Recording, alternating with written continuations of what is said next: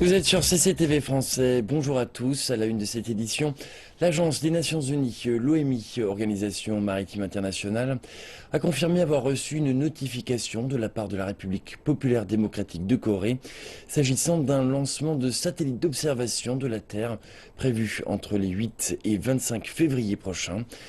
L'information a été dévoilée alors que les membres du Conseil de sécurité des Nations Unies discutent actuellement des sanctions contre Pyongyang après les essais nucléaires effectués au début du mois de janvier.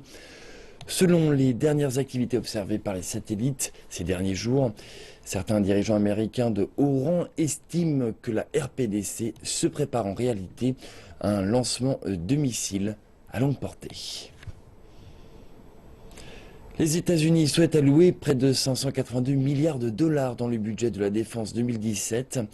Il s'agit d'une baisse par rapport aux 585 milliards de cette année. Le secrétaire à la Défense, Ashton Carter, a déclaré que ce budget arrive en même temps que le remodelage des priorités des dépenses qui reflète une nouvelle stratégie environnementale. M. Carter a donné les détails des allocations. 7,5 milliards de dollars seront versés pour la campagne américaine contre l'organisation terroriste État islamique et près de 71,5 milliards seront alloués à la recherche et au développement militaire.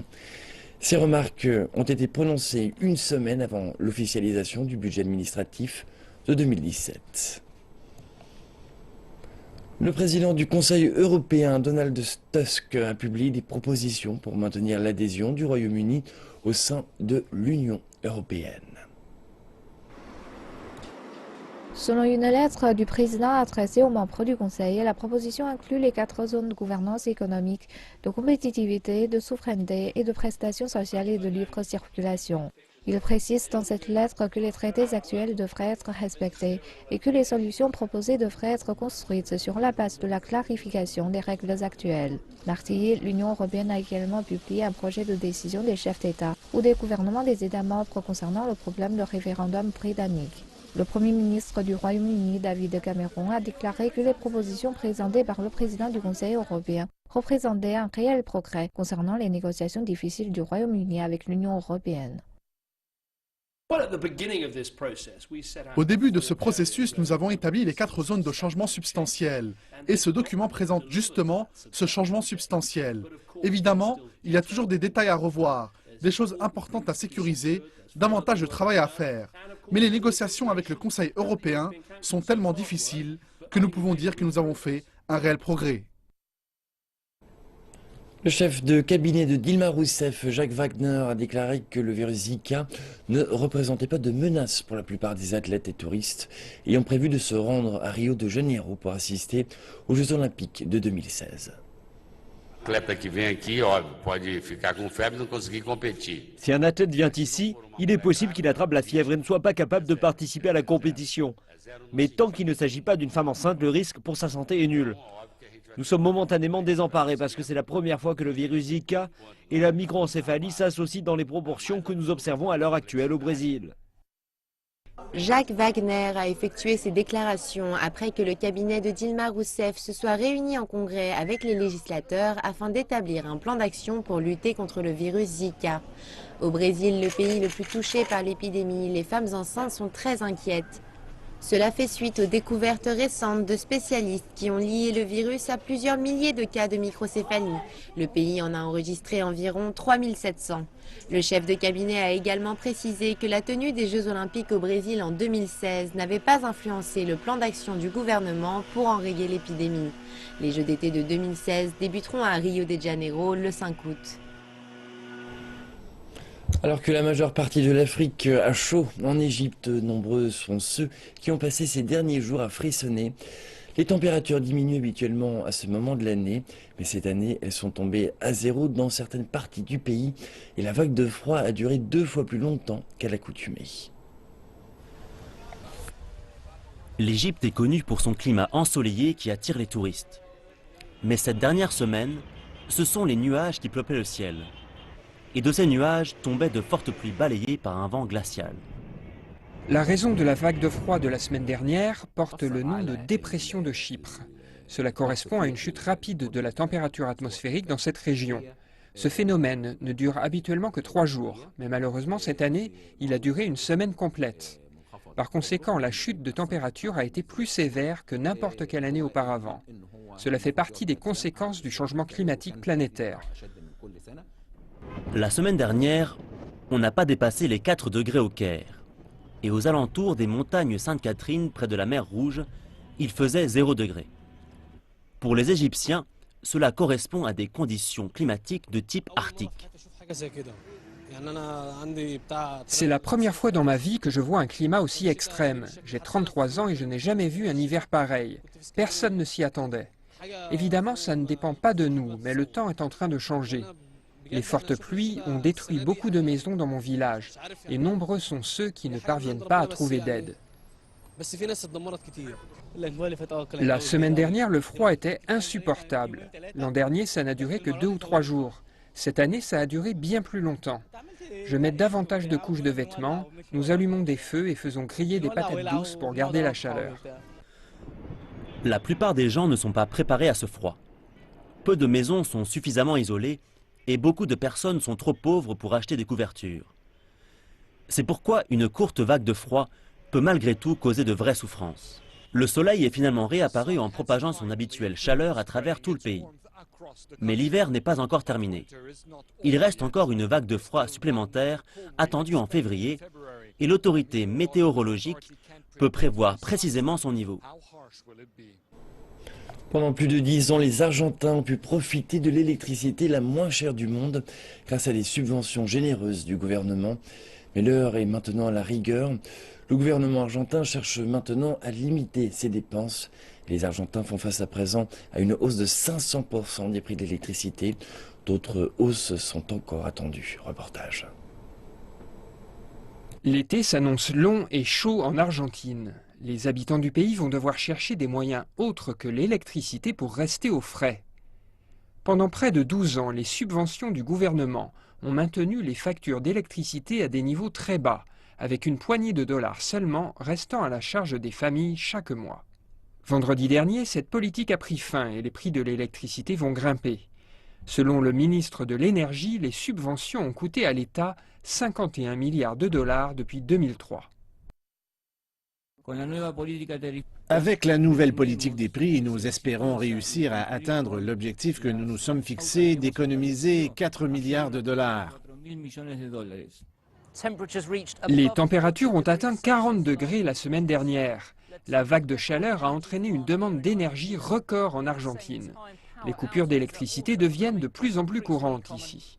La nouvelle politique crée des indemnités pour les familles à bas revenus et des incitations pour économiser l'énergie. Certains se montrent critiques car malgré un besoin d'investissement, le nouveau système ne comprend pas une meilleure régulation du secteur de l'énergie. L'augmentation des prix serait également injuste. C'est arrivé dans les années 1990, lorsqu'une large partie de la population a dû payer davantage. Ce ne sont pas seulement les personnes à haut revenu qui sont affectées, mais tout le monde qui verra sa facture augmenter. Et la population ne s'inquiète pas que de cela. Il y aura également une hausse du coût des services publics. Nous ne savons toujours pas si ce sera de 300, 500 ou même 800%. Mais cela intervient après une dévaluation de 40% du taux de change, ce qui rend les produits de base beaucoup plus chers dans les supermarchés.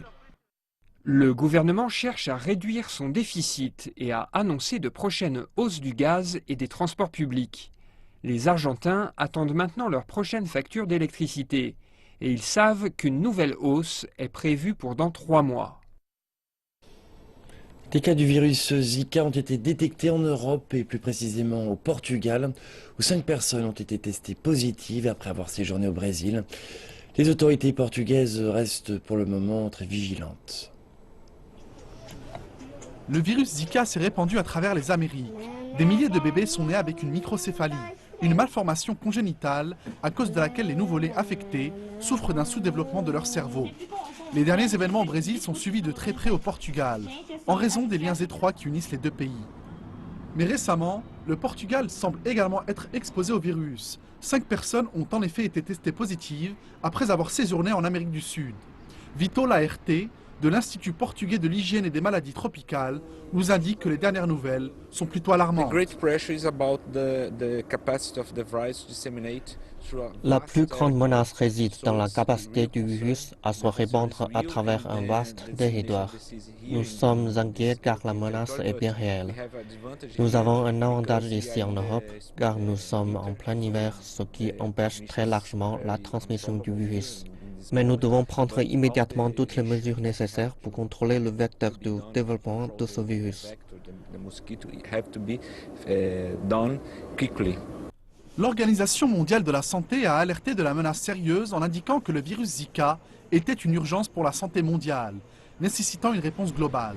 Le niveau d'alerte a été élevé dans la plupart des pays, et particulièrement pour les plus exposés, à savoir ceux d'Amérique du Sud.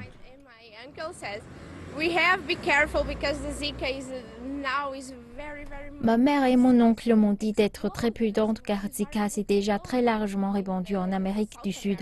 Ma famille est extrêmement inquiète car je dois rentrer au Brésil. Sur la base des cas précédents détectés en Europe concernant d'autres virus, nous avions eu l'apparition de cas en Italie, dans le sud de la France, dans le sud de l'Espagne. Ainsi, on sait déjà que dans ces régions, on retrouve un moustique, l'Albopictus, qui s'adapte parfaitement à ce type de climat. Il s'agit d'un risque sérieux et nous devons prendre les mesures nécessaires dès à présent. Pour le moment, le Portugal est encore loin d'être en première ligne du virus Zika. Mais en fonction des derniers éléments relatifs à la propagation du virus, les experts rappellent que la situation pourra évoluer très rapidement. On dit que la moitié de la population chinoise se déplace avant les vacances du Nouvel An lunaire et qu'il en va de même pour les produits industriels. CCTV a rencontré plusieurs entreprises de transport dans le sud de la Chine. Si la demande pour les produits industriels décline, celle pour les biens ménagers est en hausse. Le secteur du transport traverse une nouvelle année chinoise animée. Dans la ville chinoise méridionale de Guangzhou, les ouvriers chargent les produits textiles et électroniques. Ces biens de consommation des ménages sont qualifiés de marchandises blanches par le secteur, par opposition au charbon et à l'acier qui sont appelés des marchandises noires. La plateforme du transport du pays, la gare de Guangzhou, a connu une croissance stable depuis la deuxième moitié de 2015. La livraison a dépassé les 1500 chariots par jour, en hausse de 3,4% par rapport à l'année dernière. Et il continue de compter.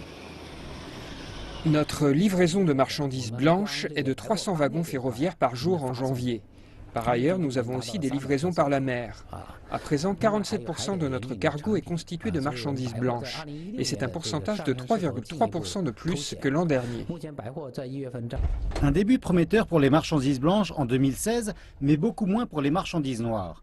La demande est en baisse alors que les producteurs de charbon et d'acier déstockent leur inventaire. Notre transport de marchandises noires a décliné de 40 à 50% par rapport à l'an dernier. La livraison de marchandises noires transitant par la gare de Guangzhou a baissé de 6% l'an dernier. De nombreux autres, comme Li, ont choisi d'autres transports de fret pour maintenir la rotation. Certains l'ont réservé un an à l'avance. Les experts disent que le fossé montre que le transport ferroviaire ne peut plus se reposer sur les marchandises noires comme auparavant et qu'ils ont besoin de proposer des services de livraison pour les biens de consommation pour mieux satisfaire la demande du public. Les compagnies devraient renforcer leur gestion du contrôle de qualité et produire à tour de bras plus de produits de qualité pour rencontrer la demande du public. Plus l'offre sera importante, mieux le secteur sera en mesure de baisser la pression sur la croissance chinoise. L'année 2015 a été la pire de ces 10 dernières années pour les commerçants de Hong Kong. Les derniers chiffres montrent une baisse inégalée des ventes depuis l'épidémie de SRAS, le syndrome respiratoire aigu sévère en 2003. Cette tendance devrait se poursuivre pendant la fête du printemps qui est normalement une haute saison pour le shopping à Hong Kong. Hong Kong a été frappé par l'hiver le plus froid en 60 ans et l'atmosphère n'est pas plus chaude pour les commerçants de la ville. Les propriétaires de magasins cassent leurs prix pour tempérer le marasme économique, même sur les marques de luxe, une première. Même avec de grandes promotions pour le Nouvel An lunaire chinois, les ventes stagnent, en particulier pour les produits haut de gamme comme les bijoux et les montres. Hong Kong a longtemps été un paradis du shopping pour les Chinois du continent, mais de plus en plus de ces touristes désertent Hong Kong, laissant les commerçants seuls dans leurs magasins bien achalandés, mettant la pression sur une économie dépendante de ces visiteurs.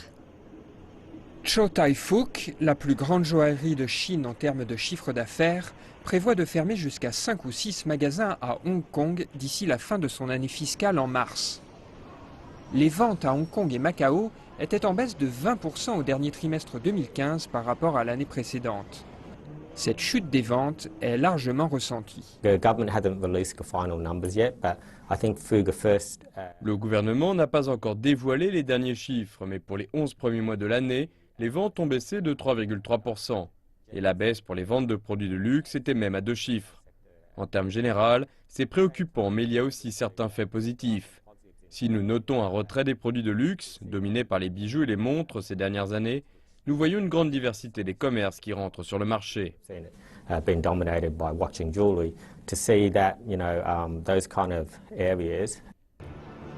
Les protestations politiques de l'année passée ont causé une chute du flux des touristes du continent.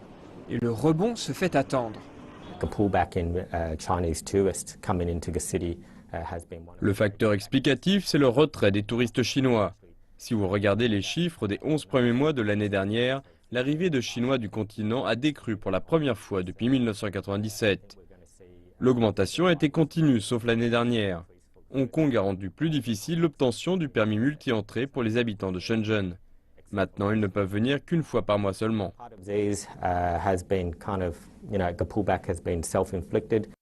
Une dévaluation à 2 chiffres de la monnaie chinoise pourrait également impacter le flux des touristes.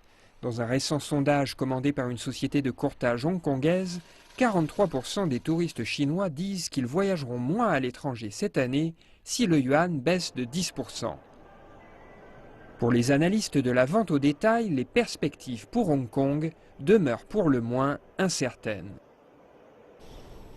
La consommation en Chine a augmenté à un rythme moins rapide que prévu. Le pays a besoin de stimuler davantage le secteur des services pour contrebalancer les pertes dans le secteur manufacturier et compte donc augmenter le quota d'achat hors taxe pour les visiteurs sur l'île de Hainan, au sud de la Chine. Désormais, vous pouvez faire davantage d'achats hors taxe sur l'île tropicale chinoise de Hainan. La Chine a assoupli les règles de vente hors taxe dans cette île de villégiature. La limitation du nombre d'achats possibles au cours d'une année a été supprimée. Chaque achat ne peut pas dépasser 8000 yuan ou 1200 $ américains. Les acheteurs n'étaient auparavant autorisés qu'à acheter 2 fois dans l'année pour un maximum de 1200 $ pour chaque achat. Et ils proposent aujourd'hui l'expérience du hors-taxe sur Internet. Tout cela est fait pour attirer davantage de jeunes acheteurs. Et cela suit la ligne actuelle qui promeut Internet et le commerce électronique en Chine. Cependant, les ventes au détail en Chine ont augmenté moins rapidement en 2015 qu'en 2014, à environ 11%. Cela est dû à une faible hausse des revenus en Chine qui a tenu beaucoup de consommateurs à distance. On dit même que le fonds financier le plus performant de Chine paraît contre l'un des moteurs principaux de l'économie, la consommation.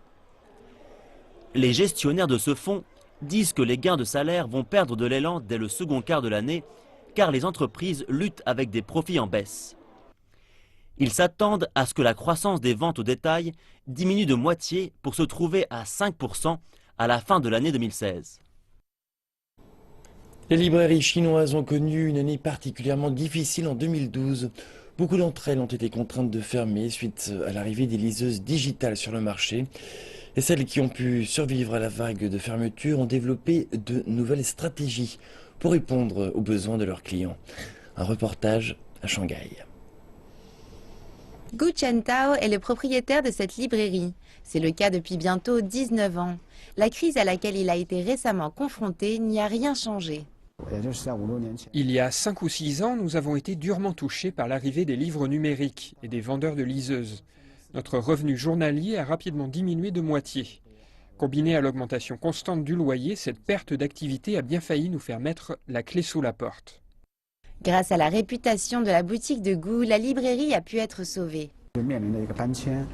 Avant, nous étions situés près de l'université. Maintenant, notre boutique se trouve à l'intérieur du campus.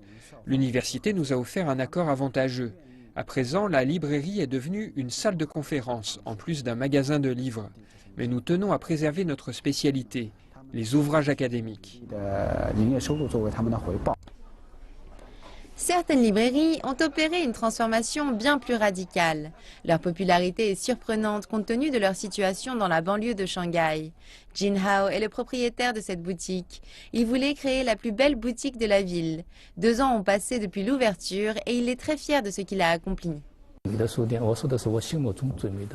3 éléments sont importants pour une librairie: l'environnement, les livres et le service. Un bel environnement attirera des lecteurs ou des touristes qui peuvent être tentés de passer du temps ici. Notre équipe s'occupe de sélectionner des livres pour nos lecteurs. Nos standards sont très élevés. Tous les best-sellers ne finissent pas dans nos rayons.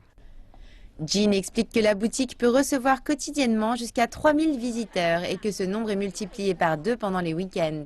Même si la librairie est ouverte depuis 2 ans et a rencontré un franc succès, le propriétaire n'est pas encore rentré dans ses frais. D'après mon expérience, il faut en général 3 ans à une librairie pour qu'elle devienne rentable. Des profits pourront être générés à partir de la 4e année. C'est une activité qui prend du temps.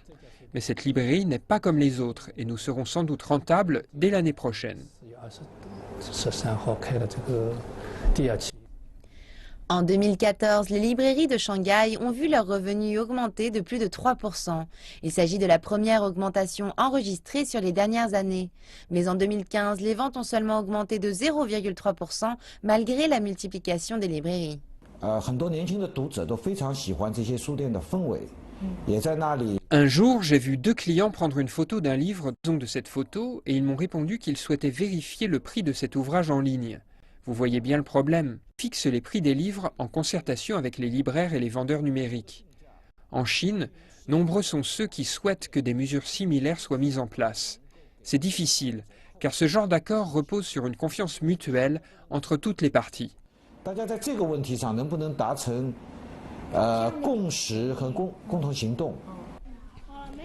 Depuis 2012, Shanghai subventionne les librairies à hauteur de 15 millions de yuan et promeut la lecture auprès de ses habitants. Pour ne pas dépendre de ces aides, les librairies ont adopté de nouvelles stratégies leur permettant de surfer la vague numérique. La question reste de savoir si elles pourront durablement lui résister. Alors qu'il ne reste plus qu'un peu moins d'une semaine avant le début de la veille de la fête du printemps, les participants du fameux gala annuel de CCTV terminent de préparer leur spectacle. 29 performances de chant et de danse sont au programme. Les danses en plein air pour se tenir en forme sont devenues une vision habituelle en Chine et contribuent à l'atmosphère joyeuse et festive du gala. Les danses et chansons sont un élément clé de ce gala télévisé depuis sa première diffusion en direct en 1983. Le gala du Nouvel An de cette année promet une grande variété de performances, de danses folkloriques et des costumes traditionnels des ethnies tibétaines, ouïghours, Hui, mongols et zhuang. Mais certaines formes de danse ont été adaptées à un style de musique plus moderne pour une performance énergétique qui saura capter l'intérêt des jeunes téléspectateurs. Un programme appelé Paysages de montagne et d'eau associe l'art de Pingtan de la province du Jiangsu avec de la musique pop sur fond de décors de l'Est de la Chine. C'est un programme joliment réalisé, en particulier pour le gala. 3 vedettes de films de la partie continentale, de Hong Kong et de Taïwan vont également jouer dans ce programme. Ce mélange des genres a également été adopté pour d'autres formes d'art traditionnel. L'opéra Huayin Laochang fait partie du patrimoine culturel national. Zhang Ximin, un expert de cette forme artistique, sera associé sur scène avec la chanteuse pop Tan Weiwei et son groupe. Le son traditionnel de l'opéra Huayin Laochang sera mélangé à du rock moderne, ce qui devrait être une expérience très intéressante pour les téléspectateurs. Il ne reste plus que 2 répétitions à 6 jours du début de la soirée du gala. Suffisamment de temps pour encore plusieurs centaines de révisions et de retouches. C'est une tendance qui prend de l'ampleur en Chine depuis quelques années. De plus en plus de Chinois adoptent un nom anglais. Toutefois, certains peinent à trouver le bon. Un site internet permet désormais à ces derniers de trouver de l'aide. Reportage. Zhao Xianglan est arrivée à Shanghai il y a quelques mois. Elle travaille dans un hôtel et la plupart de ses collègues sont étrangers. Le nom chinois Zhao en pinyin est difficile à lire pour les étrangers. Elle a donc visité un site web appelé Best English Names qui demande des frais pour résoudre ce problème. L'industrie dans laquelle je travaille a beaucoup d'étrangers, donc j'ai besoin d'un nom anglais. En tant que chinoise, je ne comprends pas bien la signification des noms anglais, donc j'ai eu peur de faire une erreur. J'ai vu beaucoup de noms anglais étranges que vous ne pouvez pas même trouver sur Internet. Madame Zhao a payé les honoraires demandés et maintenant elle porte fièrement le nom anglais Kendall. Il lui rappelle son nom chinois, dit-elle. La fondatrice du site, Cindy Jerrigan, dit qu'elle connaît beaucoup de Chinois qui se retrouvent avec des noms anglais étranges et c'est ce qui lui a donné l'idée de mettre ce site en ligne. J'ai rencontré plusieurs Chinois avec des noms anglais étranges et j'ai remarqué que beaucoup de mes amis occidentaux plaisantent souvent là-dessus. Shanghai et la Chine, en général, deviennent de plus en plus mondialisés.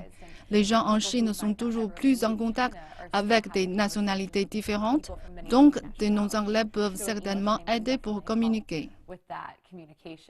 Madame Jerrigan dit qu'elle donne des noms anglais à ses clients selon leurs informations personnelles, y compris l'âge, le travail et même leurs projets dans l'avenir. Mais l'obtention d'un nom n'est pas gratuite. Le site Internet offre deux types de services. Vous pouvez payer 18 yuan pour remplir un questionnaire en ligne et obtenir 5 noms anglais qui correspondent à votre personnalité. Si vous pensez que cela ne suffit pas, vous pouvez obtenir une consultation en personne.